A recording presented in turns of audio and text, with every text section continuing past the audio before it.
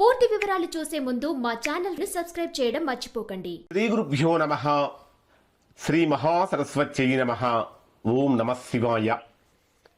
Narayana Sastry astrology channel వీక్షిస్తున్నటువంటి ప్రేక్షక మహాశైలకు స్వాగతం, సుస్వాగతం.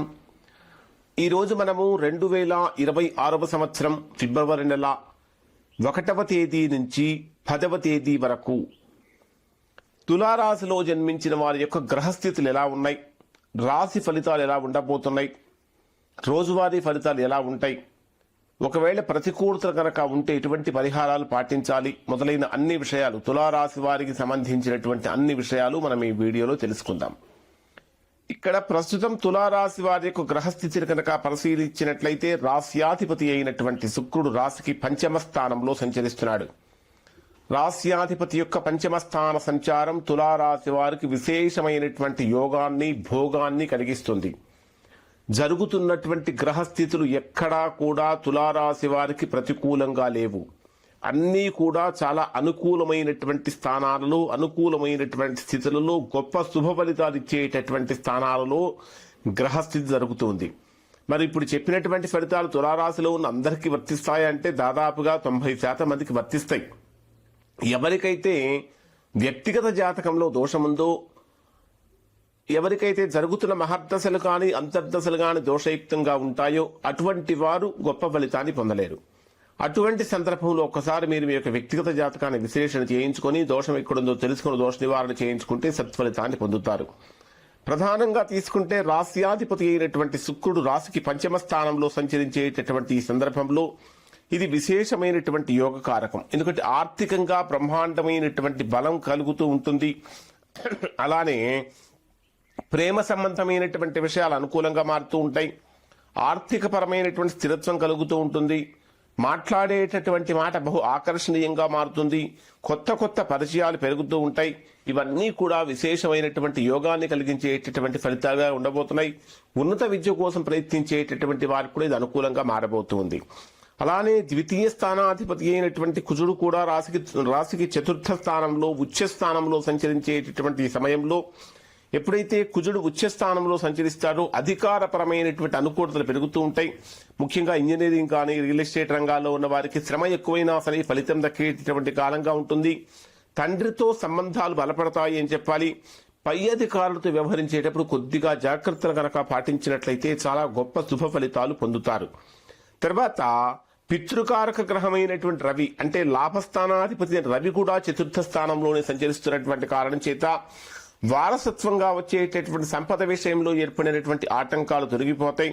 గృహ నిర్మాణాది ప్రయత్నాలు ఫలిస్తాయి. స్థిరాస్తుల కొనుగోలు కోసం, స్థిరాస్తుల వృద్ధి కోసం చేసే ప్రయత్నాలు చక్కగా ఫలిస్తాయి అని చెప్పాలి.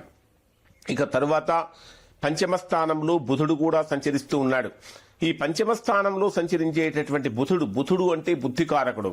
బుద్ధికారక గ్రహమైనటువంటి బుధుడు ఎప్పుడైతే రాశికి పంచమ స్థానంలో సంచరిస్తూ ఉంటాడో ఇది విశేషమైనటువంటి యోగకారకు. అంటే ఎప్పుడూ కూడా తెలివితేటలతోట ఎదుటివారిని జయించగలిగినటువంటి శక్తియుక్తులు మీరు పొందుతూ ఉంటారు.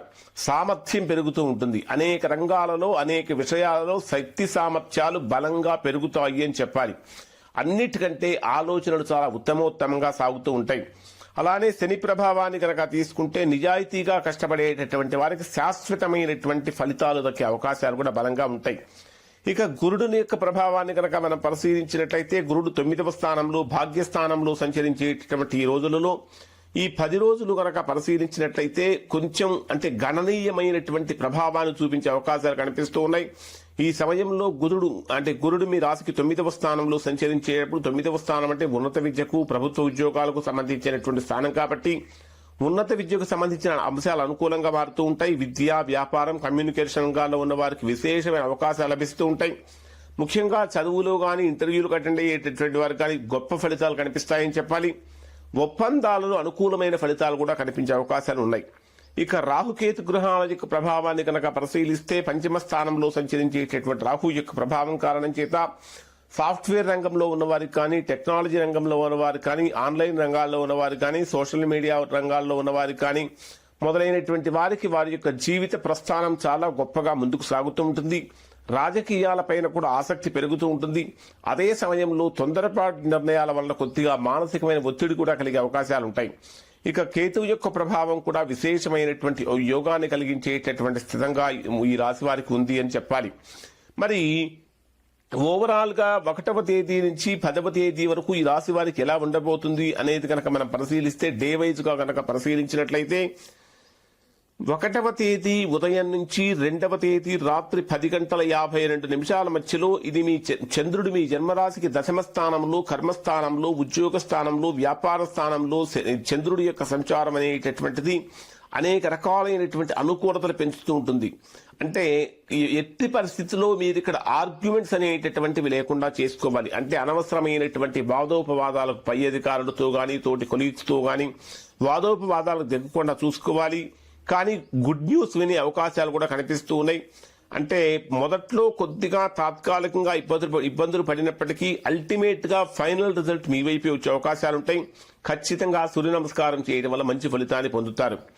ఇక 2వ తేదీ రాత్రి 10:52 నుంచి 5వ తేదీ ఉదయం 4:10 వరకు ఉండేటటువంటి సమయాన్ని పరిశీలిస్తే ఇది మీకు బ్రహ్మాండమైనటువంటి లాభస్థానంగా ఉంటుంది. ఆదాయం పెరుగుతూ ఉంటుంది. ఫ్రెండ్స్ నుంచి కానీ, నెట్వర్కింగ్ ద్వారా కానీ అవకాశాలు పెరుగుతూ ఉంటాయి.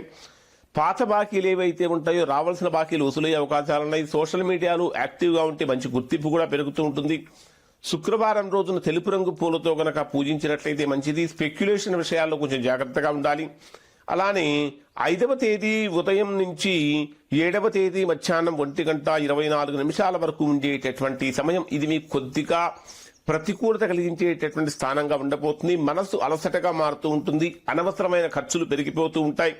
నిద్రలేమి కలిగించేటటువంటి సూచనలు కూడా ఉన్నాయి.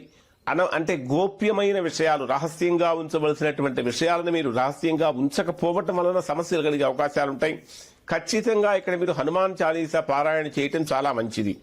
ఇక 7వ తేదీ మధ్యాహ్నం 1:24 నుంచి 9వ తేదీ రాత్రి 1:11 వరకు ఉండేటటువంటి సమయాన్ని కనుక మనం పరిశీలిస్తే ఇది మీకు ఆత్మబలం పెరుగుతుంది, ఆత్మవిశ్వాసం పెరుగుతుంది. టైంకి తగ్గట్టు విధంగా నిర్ణయాలు తీసుకోవడానికి ఉత్తమమైనటువంటి కాలం.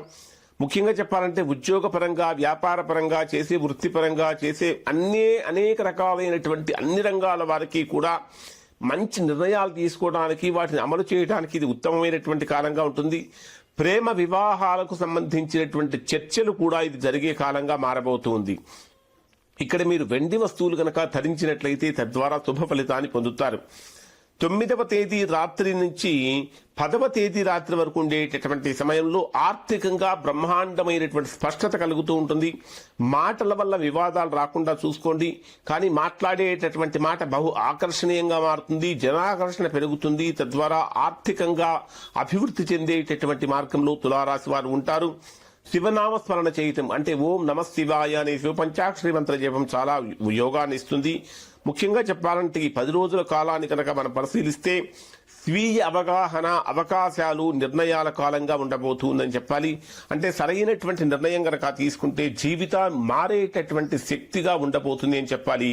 ఇవి తులారాశి వారికి సంబంధించినటువంటి ఫలితాలు. శుభం.